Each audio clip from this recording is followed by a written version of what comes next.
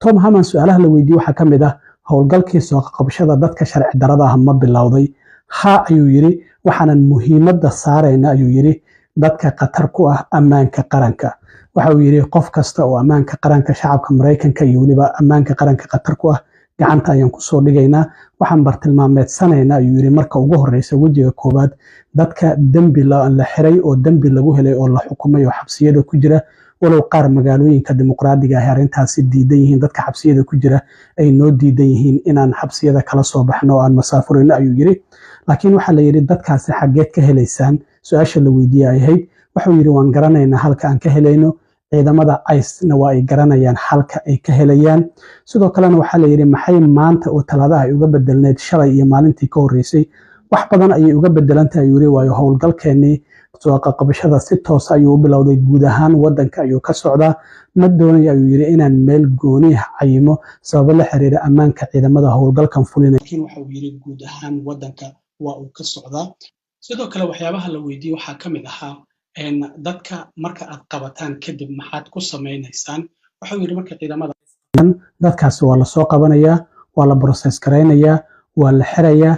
Markaas kadib waxaa loo diyaarinayaa waraaqihii travel documentiga oo lagu masaafurin lahaa haddii wadamadoodu lala xiriiraya haddii ay aqbalaan waa ka haddii ay aqbali waayaanna waxaa jira qorshayaal kale oo ah wadamo kale oo aanu bandhignay oo safe third country ah iyo sidoo kalena qorshayaashaasi ayaa noo degan ayuu yiri in aan wadamadaasi kala geyno haddii wadamadoodu aysan aqbalaynin. Trump wareegtooyinka uu saxiixay oo dhinaca xadka kaliya ku saabsan waxay ahaayeen inuu horta xaalad degdeg ah uga dhawaaqay xadka inuu sidoo kale soo gabagabeeyey birthright citizenship oo ah dadka wadanka ku dhashay isla markiiba in muwaadin noqonayeen inkastoo hadda 22 gobol ay arrintaasi dacwad ka gudbiyeen oo yiraahdeen dastuurka ayuu Trump ku xadgudbay. Waxaa ka mid ahaa siyaasadii catch and release oo qabashada dadka marka la qabto wadanka lagu soo daynayay. Waxaa sidoo kale remain in Mexico siyaasadii ahayd in Mexico dadku ay ku sugaan marka kiiskooda ilaa iyo karsooruhu go'aan ka gaaray. Sidoo kale siyaasadaas Trump dib ayuu u soo celiyey. Waxaa sidoo kalena ka mid ah in ururada daroogada ka ganacsada in uu aqoonsaday ururo ajnabi ah oo argagixis ah. Sidoo kalena wuxuu yiri ciidamo ayaan xadka geynaya abkiisii BB1 gabi ahaanba uu soo gabagabay. Intaasoo tallaabo ayaa Trump wareegtooyinkiisa oo xadka kaliya ku saabsan ay ahayd. Haddaba Tom Haman waxa uu leeyahay howlgalkeenii soo qabashada dadka sharci darrada ah waan bilownay. Waxyaabaha kale yiri waxaa ka mid ahaa su'aasha la weydiiyey dadkaasi bartilmaameedsanayaan ka waran dad kale oo sharci darro ah hadday meel wada joogaan. Waxa uu yiri iyaga nafsad ahaantooda waan la soo qabanaynaa haddii ay wadanka sharci darro ku joogaan oo qofka aan raadinayno aan ku helno in dad kale oo sharci darro ah ay la joogaan goobta aan ka soo qabanayno iyagana nafsad ahaantooda waan soo qabanaynaa. Laakiin sida hadda uu muujinayo waxa uu muujinayaa in dadka ay bartilmaameedsanayaan ay yihiin dadka wadanka dambi ka galay ammaanka qaranka iyo ammaanka shacabkana khatar ku ah. Haddaba Tom Haman oo arrimahaasi ka hadlayay bal ila daawada. No, it started. ICE teams are out there as of today. We gave them the direction to prioritize public safety threats that we're looking for. So we've been working up the target list. ICE, they're out there enforcing law out today. And of course, as I've said numerous times, they're concentrating on public safety threats.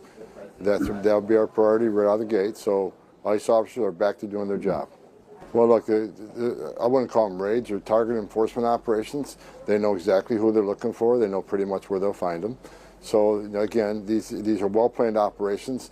They're well investigated, so they have a lot of backup information when they go out there.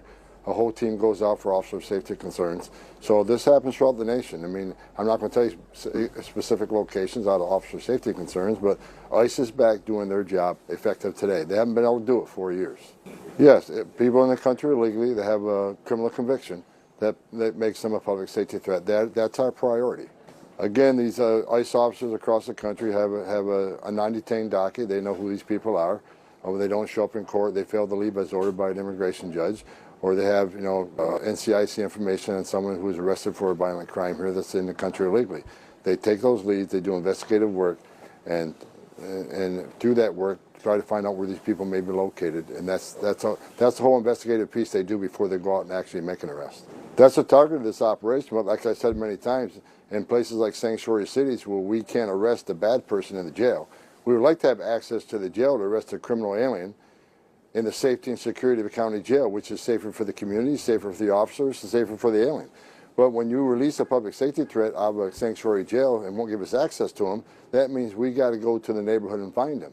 And we will find him. But when we find him, he may be with others. Others that don't have a criminal conviction but are in the country illegally, they will be arrested too. Because we're not going to strike, and this is the difference between the last administration and this administration.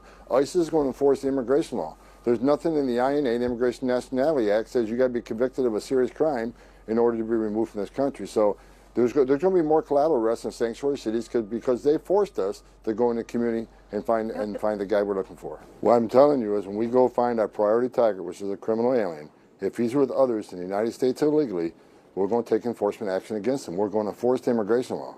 Well, what happens after arrest? They're taken to an ICE office and they're processed and put in detention.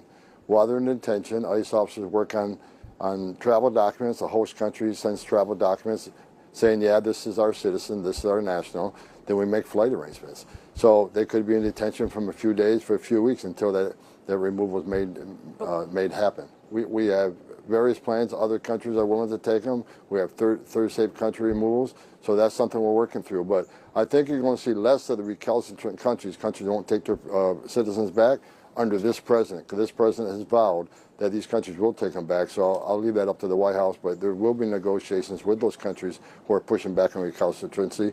Tom Homan ayuu ahaa oo Trump uu xil saaray arrimaha xadka iyo masaafurinta uu sheegayay in howlgalkii ciidamada ICE dadka sharci darrada ah waddanka uu soo qabqabayeen oo bilowday, laakiin waxa uu leeyahay wajiga koobaad waxaan ku bartilmaameedsan doonaa dadka dambiyada waddanka gagalay oo la xiray, dambi lagu helay, xabsina ku jiro, iyo sidoo kale kuwa iyaguna maxkamadaha aan soo xaadirin oo ballamihii maxkamadaha gambiyay ayagana sidoo kale waa ay ku jiraan. waxa uu yiri qofkii garsoore intoo u ballansanaa inuu ka soo hor muuqdo imaan waaye oo gambiyay, arrintaas sidoo kale waa ay ku jirtaa dadkan soo qabanayna ayuu leeyahay. marka dad fara badan oo waxa jiro ICE ballan la leh, marka haddii aad tagto ballantiina waxaa laga yaabaa in lagu qabto, haddii sidoo kale aad gambisana kaba sii daran oo waa lagu soo raadinaya halka aad joogto ayaa lagugu imaanaya ama goobtaada shaqada ama gurigaada ayaa la yaqaana. marka sidaasi ayuu leeyahay ninkii Tom Homan ahaa. waxyaabaha kale ee soo koran haddii aan leedno waa dila soo socodsiin doonaa. aad iyo aad u mahadsantiin asxaabta.